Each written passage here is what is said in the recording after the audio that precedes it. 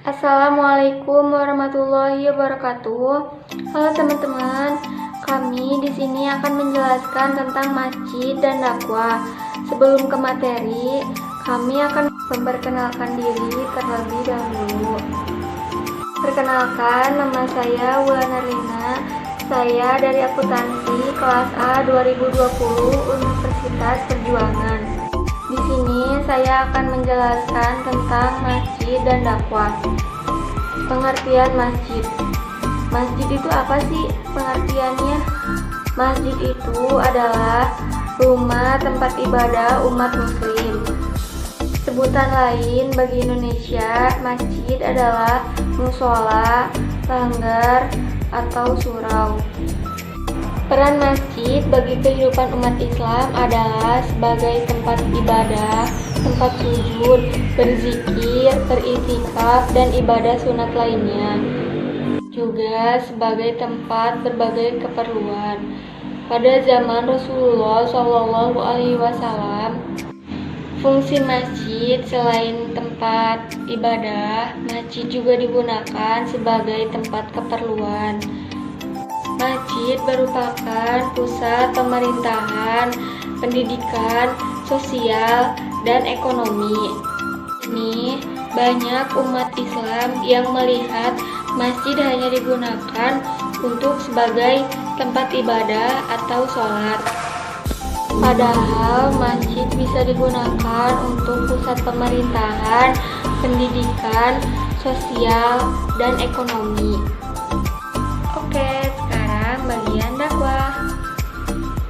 Dakwah adalah kegiatan yang bersifat menyeru, mengajak, dan memanggil orang untuk beriman dan taat kepada Allah sesuai dengan akidah syariat dan akhlak Islam. Dakwah memiliki dua fungsi. Yang pertama adalah fungsi kerisalahan, yang kedua adalah fungsi kerahmatan. Secara kerisalahan, dakwah dapat dipahami sebagai proses pembangunan dan perubahan sosial dalam kehidupan yang lebih baik. Seri selanjutnya akan disampaikan oleh teman saya. Assalamualaikum warahmatullahi wabarakatuh.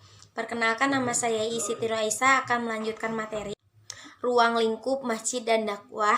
Masjid merupakan salah satu unsur penting dalam struktur masyarakat Islam. Masjid bagi umat Islam memiliki makna yang besar dalam kehidupan, baik makna fisik maupun makna spiritual. Kata masjid itu sendiri berasal dari kata sajadah yasjudu masjidan, yang artinya tempat sujud. Menurut Az-Zakarkasi, karena sujud merupakan rangkaian sholat yang paling mulia, mengingat betapa dekatnya seorang hamba dengan Tuhannya ketika sujud, makna tempat tersebut dinamakan masjid dan tidak dinamakan marka, yang artinya tempat ruku. Arti masjid dikhususkan sebagai tempat yang disediakan untuk mengerjakan sholat 5 waktu, sehingga tanah lapangan yang bisa digunakan untuk mengerjakan sholat hari raya Idul Fitri, Idul Adha, dan lainnya tidak dinamakan masjid. Adapun menurut istilah, yang dimaksud masjid adalah suatu bangunan yang memiliki batas-batas tertentu yang didirikan untuk tujuan beribadah kepada Allah seperti sholat, zikir, membaca Al-Quran, dan ibadah lainnya. Dan lebih spesifik lagi, yang dimaksud masjid di sini adalah tempat didirikannya sholat berjamaah, baik ditegakkan di dalam sholat Jumat maupun tidak. Allah berfirman dalam surat Al-Jin ayat 18, yang artinya, dan sesungguhnya masjid-masjid itu adalah kepunyaan Allah, maka janganlah kamu menyembah seseorang pun di dalamnya di samping menyembah Allah. Di ayat di atas dijelaskan, masjid merupakan sebuah tempat yang disediakan untuk menyembah Allah Subhanahu wa Ta'ala, yakni mengerjakan sholat 5 waktu. Hal tersebut sesuai dengan hadis Nabi Muhammad SAW tentang tempat untuk menyembah Allah Subhanahu wa Ta'ala.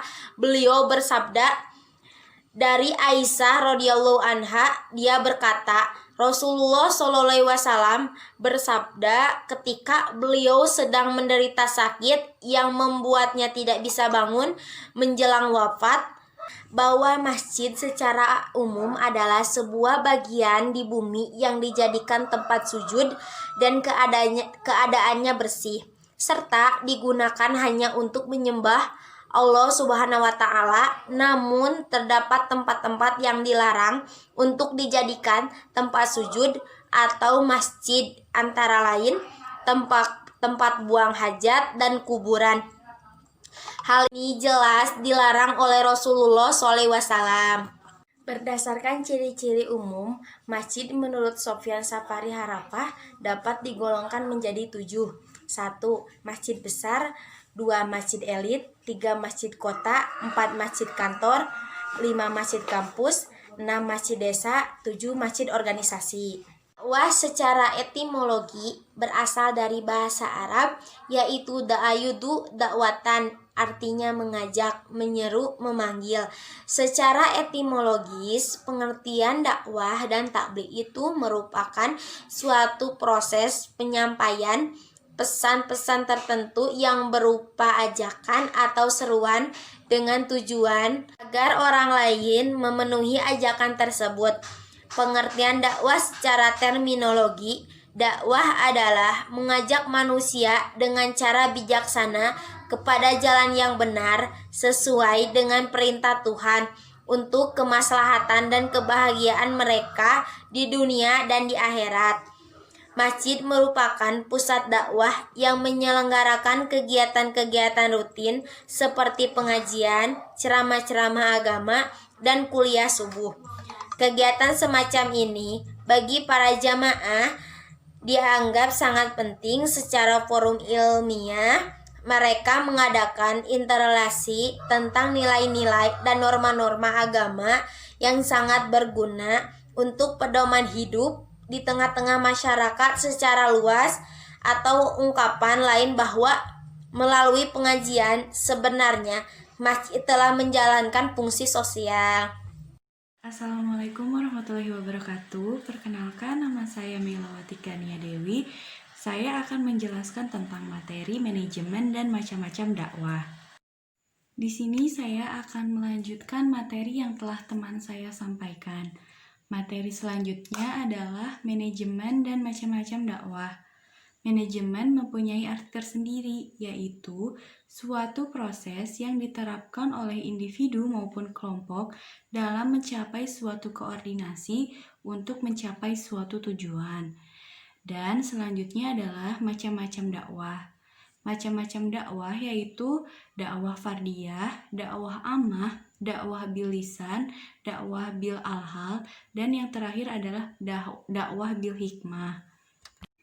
Tentu saja manajemen dakwah tentu bisa berkaitan. Jika aktivitas dakwah dilakukan sesuai dengan prinsip-prinsip manajemen, maka cipta profesional dalam dakwah akan terwujud dalam kehidupan masyarakat.